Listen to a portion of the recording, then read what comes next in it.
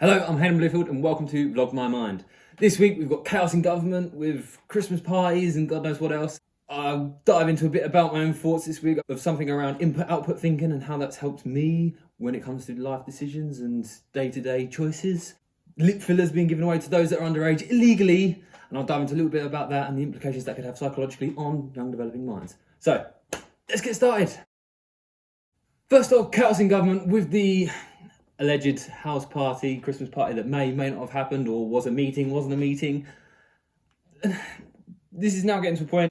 If anyone follows Stephen Bartlett, you would have seen him on Question Time on BBC, and he put it quite eloquently with the idea that it's now getting to a point with government where it's becoming more entertaining than reality TV. It's getting to a point where we can just clock on to the news and see what's going on, or even scroll through a Twitter, Facebook feed and realise it's more entertaining now than watching Geordie Shore or... I don't watch reality TV. I don't know what reality TV shows there are. Kardashians?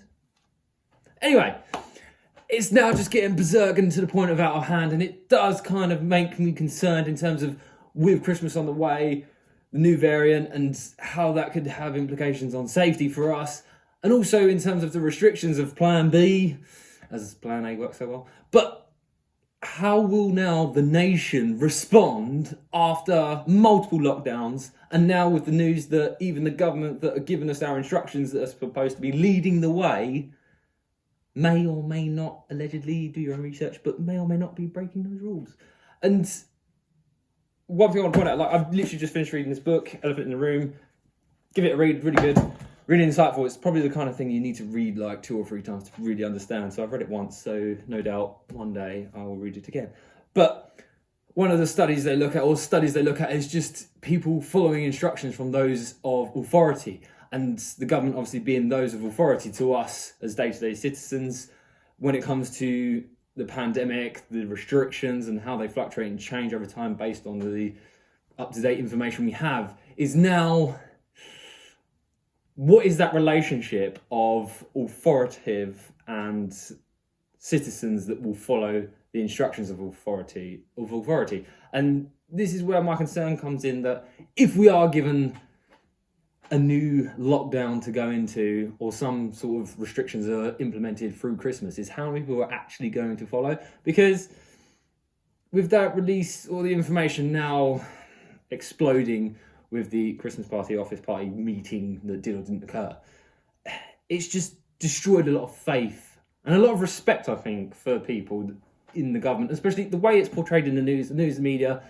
Its general rule is to sell advertising, so the more clickbait it is, and that's with bad news oftentimes, then obviously the better it does. So whatever has happened at this meeting, we're sort of all working on what the news says, and that will probably make it 10 times worse than what it is. However, it's so convoluted and so hard to see where the truth is and where the lies are and what that line is, and it's just a complete blur at the moment. And so a lot of people, after the frustrations of the pandemic, we're all over the place, we're highly emotionally charged, and we just want to spend time with our families, and we don't want another Christmas and New Year celebration isolated, because it was less than amazing, unless you don't like seeing people, in which case it was pretty good. Anyway, so that's the point. It's just the point I want to stress is, now, especially for like younger people that are growing and becoming adults in the future, is where does that relationship lie with the government and authority? And I feel like it could be very easily, it's on a very thin line of where it could just completely crumble and fall, and people will have no faith in the government. I might be wrong, but it's just my feelings and thoughts. I will say that I do not envy the situation they're in, and I think the challenges they're facing are something that none of us are prepared for. There's no rule book on how to deal with a pandemic. Well, there might be, but just dealing with a pandemic is, it's a challenge that happened 100 years ago, but it's something I can't imagine being in that position. I don't envy them, and I feel like no matter what they do, it will be a wrong decision. And they're in a place of authority, they're in a position of power, they're in a position of spotlight from the media. So while us day-to-day citizens can sort of have little Christmas parties or business meetings and get away with that kind of thing, and it won't be too disastrous in our lives, however, when you are in a position of power and you work in government, that's a very different story.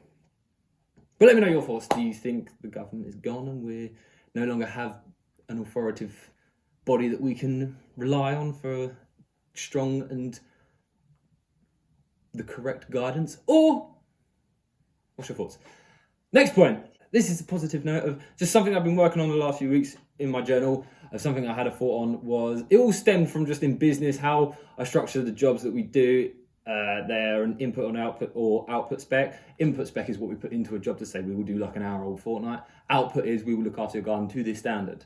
So the output is what the result will be. And it just sort of, I tweaked this to my own thought pattern of just different challenges that I was having at the time, of just day-to-day thoughts and feelings and just conflicts of what do I want to do today, or different problems that would come up, or challenges or costs, especially now we're coming to Christmas, of like what gifts to get.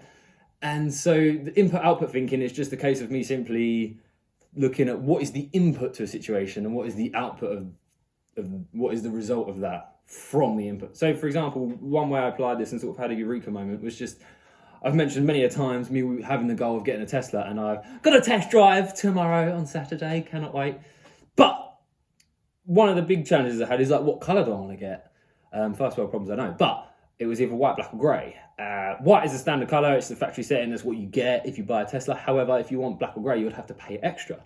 I was leaning towards grey, thinking, oh, it's the colour I kind of like most out of the three. And I was asking different people, and everybody just had different answers. So, input-output thinking is the input for me to have white, I don't do anything, I just order the car and it comes as standard. The input for black or grey, I have to hand over more money, around about £1,000. So if I've got to pay £1,000 and the result of that, the output is a different coloured car, is that worth the input? No. Like, what is it? It's the whole purpose of me having this vehicle, which I've gone into depth in different videos. The colour of it doesn't matter, and it's just a personal aesthetic choice, and everyone's going to have a different opinion. And so regardless, just the most sensible option is, well, that one's free and it comes as standard, whereas these other colours you have to pay for. So the input of, is it worth putting £1,000 in to get this result? No, it's definitely not. Like, translate that £1,000 into other situations. That's a very nice holiday for like girlfriend and me to go on, or it's like all the therapy I've had over the last few weeks or couple months. It's like the total cost of that. So could do completely different things. I could buy one whole share of Tesla and have some change left over and see that in 10 years time being worth a lot more, whereas the colour of the car will not make a difference. So input output thinking is, I've now started to apply it to all different things in my life, of just whether it's a simple little thing, what shall I have for lunch? Well, I don't know, between A and B. Well, what is the input to get each result, and what is the result compared to the input? And even like, what should I do with my day? I've got all this video editing to do, I've got to record these videos. Oh, but I want to go skate with my friends. Well, the input, I've got to sit here and create all these videos, or the input, I go and skate, hang out with my friends, blah, blah, blah. Both things I'll enjoy. However, when I look at the weather, it's nice and sunny, it's probably going to rain all week. Well, I'll go skate today, that's the input, and the result is I have a great time, probably make another video anyway on skating, and then it just means I do my video editing for this content later in the day. So just sort of applying it to so many different things in my life, and it's become really helpful. I've probably copied it off somewhere else, and it's probably in some like self-help book somewhere, so don't, like, yeah, I'm not saying I've created this. But yeah, this is just what I'm doing now, is input-output thinking of what is the input and what result will it get me? Can I alter the input to get a better result? And always just kind of thinking, what is the result I want and what is the minimal amount of effort I can put in? Elon says it best. The best process is no process. The best part is no part. So yeah, maybe that'll be helpful for you to start to apply to your day-to-days of what you're getting up to. And last point I wanted to discuss in this week's Vlog My Mind, do be sure to subscribe and like, because that'd be very nice of you, is these like competitions and such on social media with lip fillers being given away to underage people, or those under 18, which is illegal, taking this all from news headlines. But like, the bigger problem I want to look at is just the psychological implications to young developing minds and the sort of pressures that can put on. And there's definitely, I've noticed in just people I know in the last few years, a phase coming about with lip fillers in this desired effect of having like larger lips and such. And it's, I really want to try and word this without like causing offence to people and without sounding insensitive, but it's just trying to express empathy with this and sympathy. Just, I feel like having these kind of cosmetic surgeries to change your visual aesthetic is not coming from a place of strength. It's coming from a mental weakness, in the sense that it's something where you feel you're lacking in something. And if this is something intrinsic where deep inside you feel you want to achieve, again, like thinking back to input-output thinking, if it is something where the input is, it costs this, and this is a surgery, or the the process you go through in order to get this outcome, and that output is something you desire yourself for whatever reason, then that's fine. And if it gives you the desire you wish for, and it's something that you can sustain, all good. But I feel like a lot of this is coming from social pressures and the content we view on social media of this like perfect lifestyle that other people have, whether they're influencers, your friends or distant friends, or just people you've connected with in some way over social media. We're all very capable of putting the highlights of our life onto social media and making it, and giving each other pressure in the sense of this is what we all need to look like and what life needs to be for each other and how we need to feel. Especially, again, like when we're going back to the first point on chaos in government and just the news, the media, the whole reason for these stories is to sell advertising, and whatever story or headline translates into money for advertisement is a win in that situation. And obviously the more pressures you can put, especially on younger people, the more pressures you can put there to feel people are invalidated unless they achieve these visual aesthetics, unless they look a certain way or have certain things, especially material items, of saying, well, you're not cool unless you have a Louis Vuitton bag, unless you have a Gucci belt, unless you drive a Ferrari, like all these different pressures. And so we start to obtain very toxic habits in order to achieve those outcomes and to rush into it as quickly as possible. So that's the sort of what I took away from this story, is more, as I said, the psychological implications. And if we can just create, I don't know what the solution is here, but this is just what I'm trying to put across, of like, if we could create a different, what's the word I'm looking for? A different storyline for society in validating ourselves for how we are and knowing that the importance is what's going on in our mind.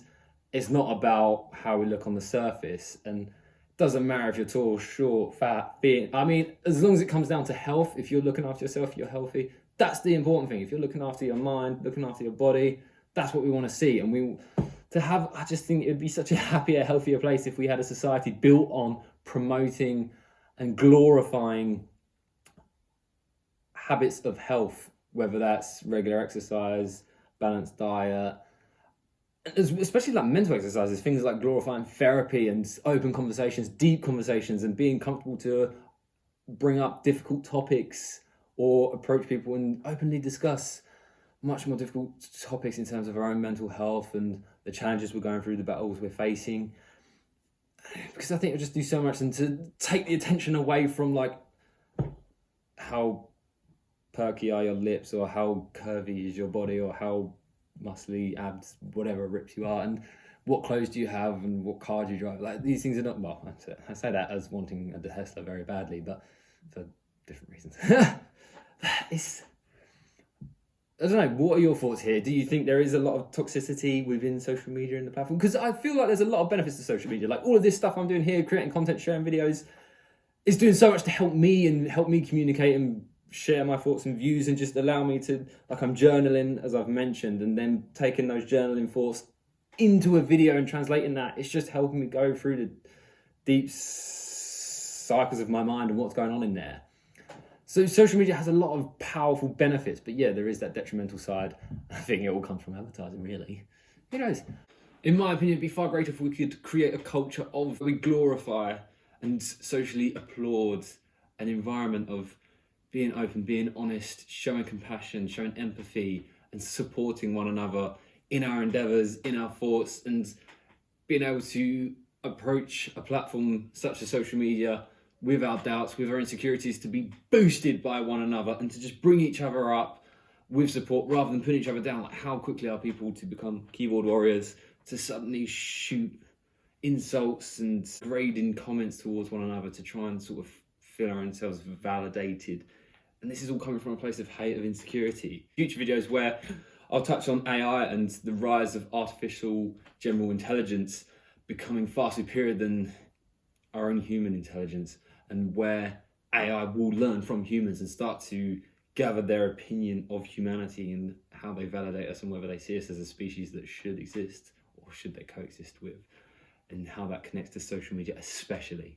This is the summary of Vlog My Mind for the week and the thoughts that have been going on. So what are your thoughts there? Do you think the government is all in shambles, or can we still rely on them for good advice? Should we have Christmas parties? Should we not have Christmas parties? Should we just be given the open decision of what we do? Do you think input-output thinking is a good thing? Can you apply it to your lifestyle? And lip fillers, or, well, not just lip fillers in competitions, but also the psychological implications of young minds. Do you think it is a detriment? Do you think it should be there for people to do and let people do whatever they want? Or are people doing things for the wrong reasons, the right reasons? What are your thoughts? Let me know. Until next week. Bye.